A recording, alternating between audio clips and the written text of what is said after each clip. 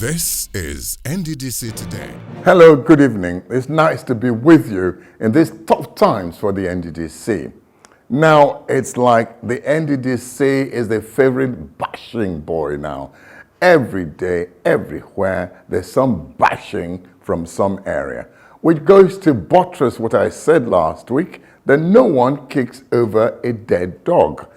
You know, you have to be active to attract so much attention.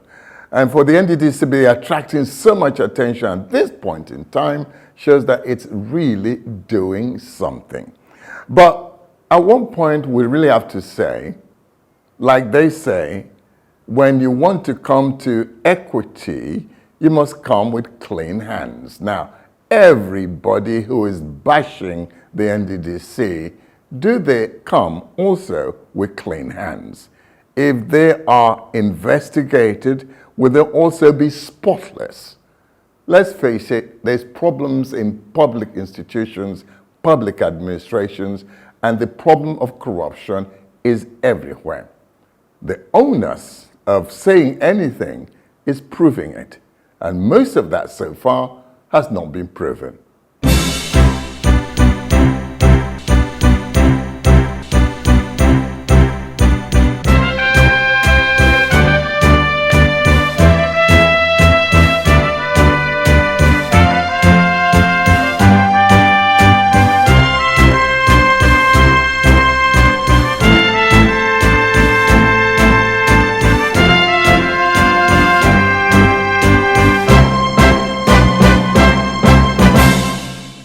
Purity of intention, they say, is essential in any good thing.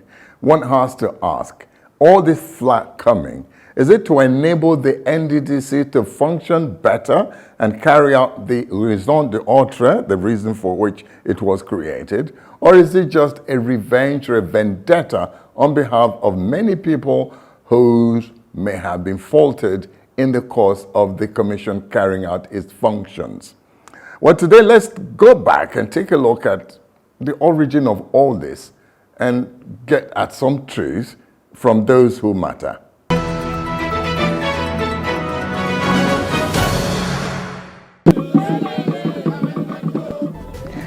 Fighting corruption, they say, is difficult not only in Nigeria, but indeed in other undeveloped countries of the world. And for a government agency such as the NDDC, the case is not any different. Of recent, there have been bogus corruption allegations leveled against the Interim Management Committee IMC of the NDDC, inaugurated about 6 months ago to oversee the forensic audit of the Commission. It is important to note that anybody willing to champion the fight against corruption successfully at the NDDC should brace up for a rough and probably difficult fight. Drawing on the strength of the position of governors superintending over states in the region and agitations from civil society organizations as well as other key stakeholders in the Niger Delta, in what seems to be the most ambitious effort at cleansing and sanitizing the Niger Delta Development Commission that had virtually been brought to its knees and unable to function optimally for the benefit of the Niger Delta people, which it was created to cater for. President Muhammadu Buhari ordered a forensic audit of the Commission to cover the period from 2001 to 2019. I'm followed to call for this forensic audit. And I have no apologies to anybody in Niger Delta. I don't care whose source is God.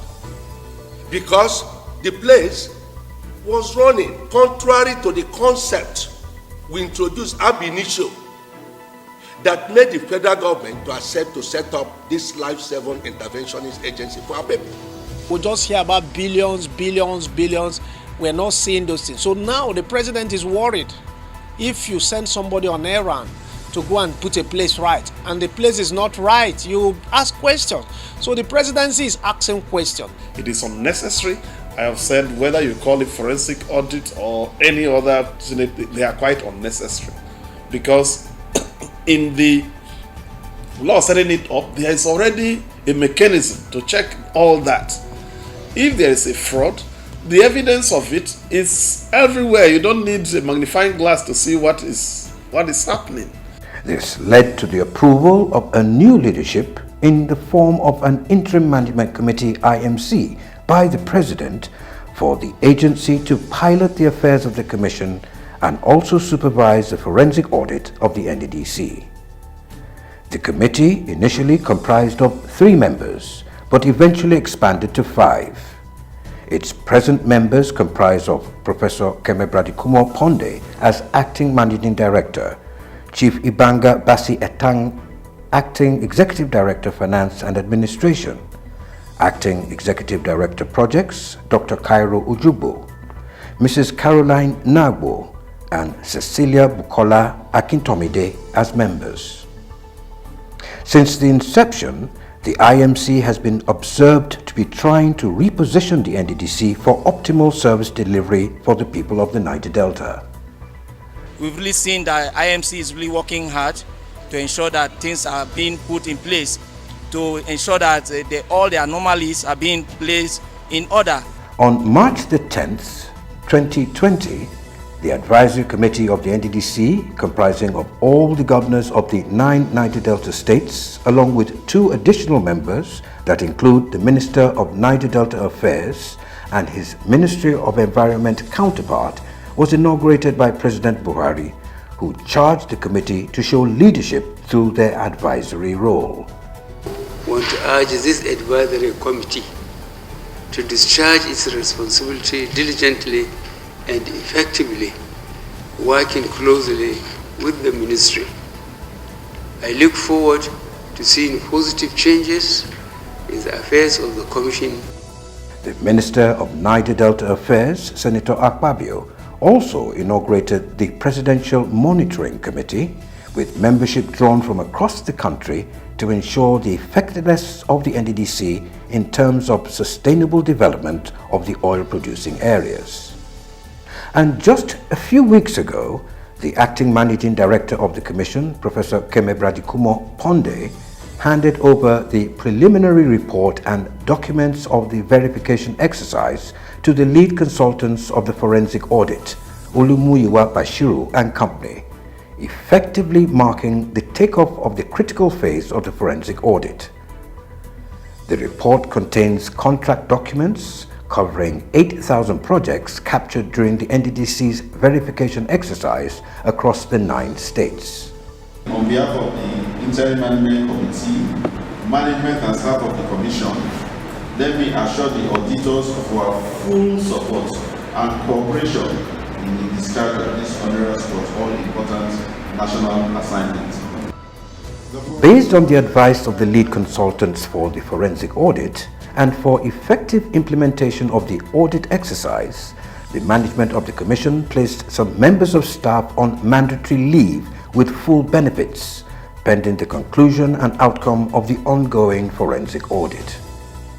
The NDDC staff sent on mandatory leave fall into 3 categories: those indicted by security agencies like the police, the ICPC and the Economic Financial Crimes Commission EFCC for acts of impropriety, those whose acts are the subject of investigation by the forensic auditors, and the 3rd category are those who held key and sensitive positions in the Commission during the period covered by the forensic audit, as well as those whose continued presence in the Commission could interfere, impair, undermine or compromise the objective forensic auditing of the affairs of the Commission. Some of these people, no matter how you look at it, they were part and parcel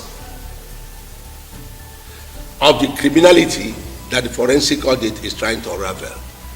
And they said, look, let us, remove a few of these people, get a few people under, let them serve in an acting capacity. Let us use the period to finish this forensic audit before a board comes. That's not, against government. These people are on a task force-like assignment. That's IMC. And if they've taken that decision, so be it. These moves by the IMC have also sent strong warning signals to errant contractors and those who are opposed to the forensic audit that it is no longer business as usual.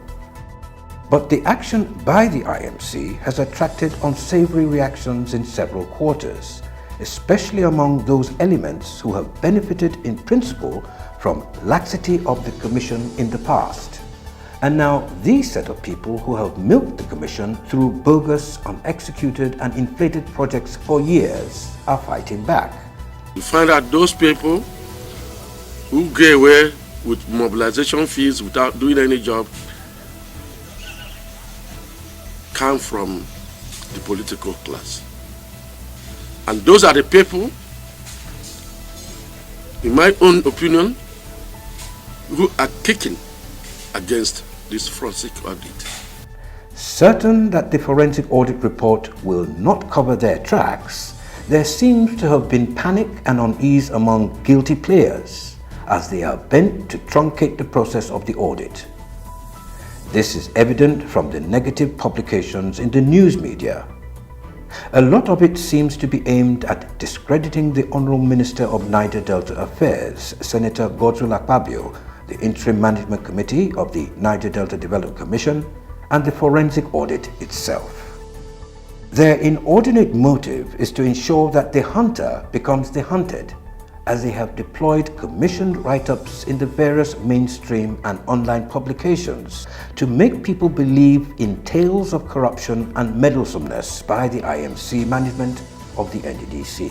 Their actions have been described as diversionary. It is seen as a subtle means of frustration on the ongoing forensic probe of the Commission, which they see as a cash cow and as their ATM. Observers argue that the smear campaign is specially devised to buy time and undue attention. It is also devised to create maximum confusion and distract those probing to get at the truth. No, there are people who have unjustly benefited from this system who will be brought to book, and then the people fighting back. So a situation like this, they don't have any other arsenal. Their resort is to the media, because the media gives them the space to vent their venom. The forensic audit is a fine one when we see the physical development in the region like we used to see. When you see NDDC, when they were doing NDDC mass transits, NDDC project, NDDC bridge, NDDC, the things were physical, we're seeing. And now in recent time, we just hear about billions, billions, billions. Apart from dominating the print media and social media with their propaganda, they have also recruited some uninformed youths in the Niger Delta region to demonstrate and create media attention in their favor. Their plan is to make sure that the ongoing probe is disrupted or even derailed.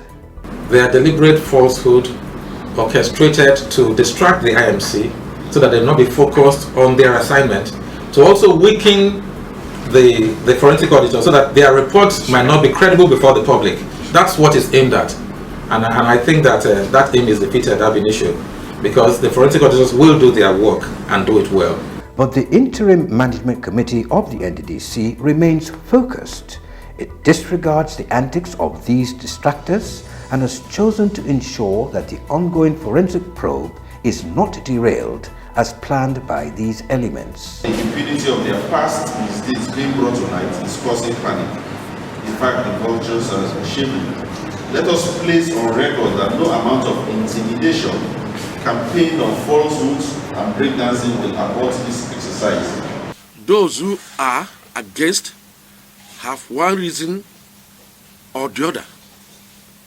Probably they have soiled their hands and they don't want the forensic audit to go on.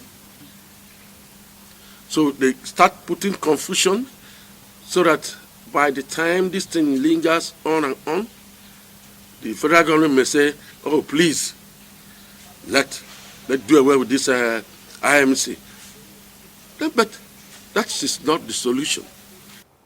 Despite the fact that all the accusations of wrongdoings and misappropriation of its funds have been debunked by the Minister of the Niger Delta Affairs and the NDDC, the Senate and House of Representatives have resolved to investigate how the Interim Management Committee, IMC, of the Niger Delta Development Commission allegedly squandered 40 billion naira within 3 months. The Senate set up an ad hoc committee presided over by Senator Olubunmi Adetunbi, APC Ekiti North to look into financial transactions carried out by the IMC on behalf of the Commission within the period and present a report in 4 weeks.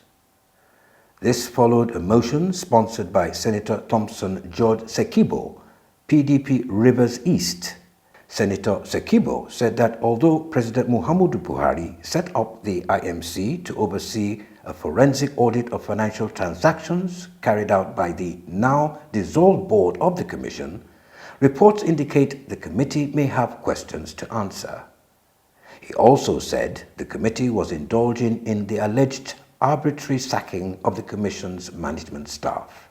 Similarly, while adopting a motion sponsored by the Deputy Leader, Peter Apatterson, the House of Representatives mandated its Committee on NDDC to investigate the misapplication and misappropriation of funds at the Commission. The periodic investigation of the NDDC by the National Assembly is something that is becoming suspicious.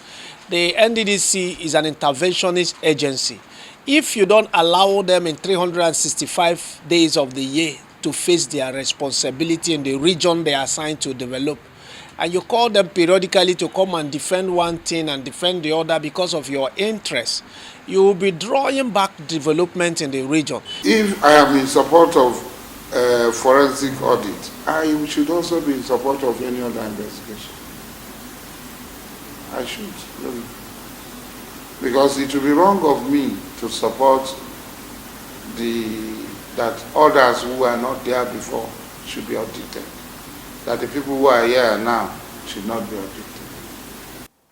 The Niger Delta Development Commission, through the Office of the Head of Corporate Affairs, Charles Odili, also debunked the several unfounded allegations against the Commission, describing them as inaccurate. I want the general public to understand that at a time like this, when the Commission is working hard to carry out the dictates of Mr. President, that there should be a forensic audit on the Commission, you expect things like this. So it's easy for people to run to the press to be able to create alibi for the allegations. But I stand to say that most of the allegations, if not all, are completely untrue, false.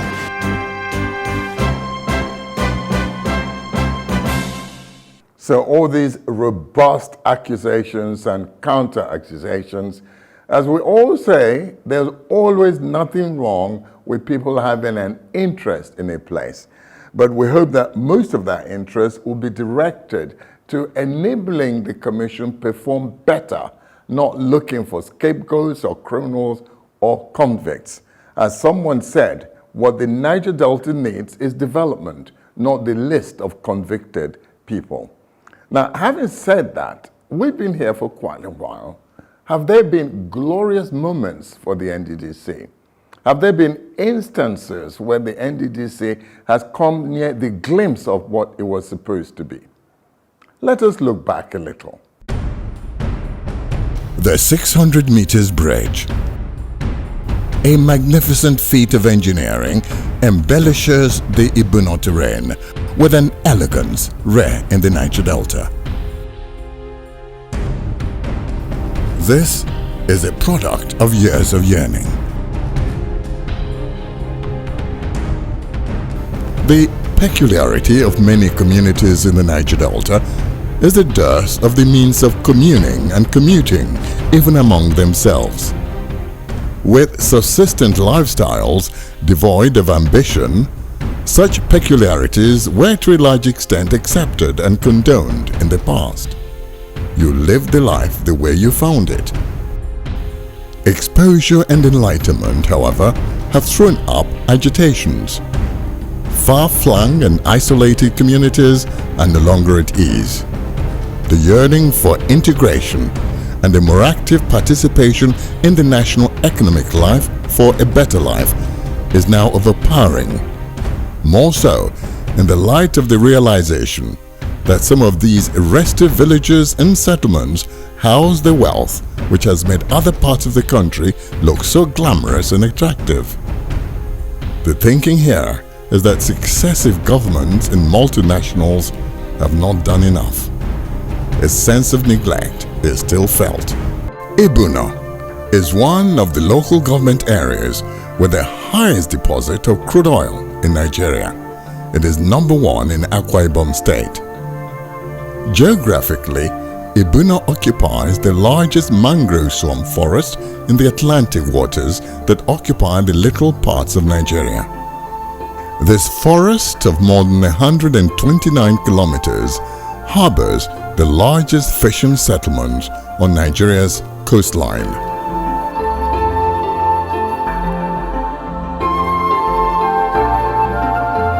Over the years, the socio-economic potentials of the people living within and across the communities that dot the creeks of this Akwa Ibom River has been limited by forces of underdevelopment, to say the least.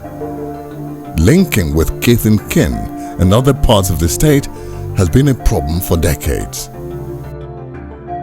The aquatic terrain which they find themselves in pose serious challenges. Movement of persons and goods by canoes and motorized boats have their limitations, even to those who can afford their cost. Lucky for the people of Ibuna, the NDDC, as a catalyst of the federal government mandated to develop the Niger Delta, swung into action in early 2004 to solve Ibuna's major logistic problems with the award of one of the Commission's flagship star projects, the Iko-Atabrikan Opolom Iwachan Road and Bridges. The mangrove debacle must be finally breached. The joy of the communities across the Akwa Ibom River knows no bounds. I believe even my youths, they are always thanking God. Thank God it is in our own time that the federal government has been able to remember us like this. We thank NDDC too much. We thank them very too much, because they have made us to get road, and they have made us to be happy also. The economy and the social life of the people has just taken a sudden leap. The new access road is now stretching the communities far into the mangrove swamp. New buildings are on the rise on the project main alignment, thereby giving land speculators in the communities new business deals. Nkorotip. This community is one of the direct beneficiaries of the Ibuna Road and Bridges project. The bridge terminates at the entrance of the village that was once known as Nkorotip Town. But with the coming of the road and bridge, the name Nkorotip Town is now Nkorotip City. I was a teacher, but now I am a fisherman. Before this bridge no come with a paddle for hand. They suffer too much, but as this bridge come, now motor can carry me to port to sell my fish, can carry me anywhere to Aba, to anywhere I want go. So this bridge is too much for us at Nkorotip City. Until the completion of the NDDC Road and Bridges project, secondary education here in Nkorotip was a dream that never came to pass. Only children of those that could afford the cost of boat transportation to cross over the Akwa Ibom River to Ibuna without minding its anticipated hazards could get secondary education. This challenge forced many to abandon their academic pursuits and terminate them at the primary level, which is the highest level of education in Nkorotip until today. Today, all students seeking secondary education can now leave Nkorotip to Atabrikan in less than 15 minutes on motorbike for those who can afford the fare. Others choose to walk through the bridge on foot. The same journey that took approximately an hour before now.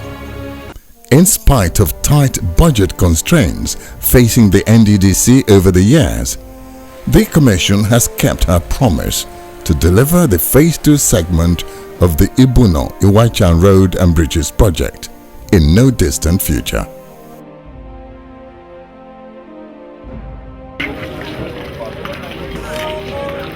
On October 2nd, 2015, the NDDC board then flagged off the last phase of the Road and Bridges project in a colorful ceremony.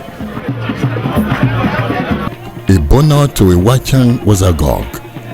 Community leaders, women groups and youths trooped out in their numbers to grace the occasion in a show of solidarity with the NDDC, the commission that truly cared about their development. These successes, which the Commission recorded in the first phase of this mega project, are there for everyone to see. To achieve the same in the second phase is a task which the NDDC and the contractor must accomplish. Who says the Niger Delta coastal communities cannot be developed due to their natural difficult terrains? The NDDC's hand of love that stretches across the Kwa Ibo River has not only changed the skyline of communities trapped in the swampy mangrove terrain of the Ibuno coastline, but has dramatically changed the economic and social status of the entire region, more than one can ever imagine. When the entire project, including all its connecting spurs and linkages, are concluded, Nigeria's largest oil-producing local government should really begin to enjoy its rightful status.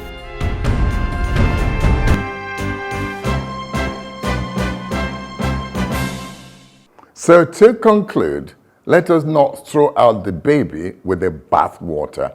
The NDDC has had some impact in many areas in the Niger Delta, although one can say, yes, there could have been more done, but some has been done. And every week from now on, we'll go back a bit to tell you that the NDDC isn't just all about corruption, that at one point or the other, they were living up to expectation. We'll see you next week. Thanks for joining us.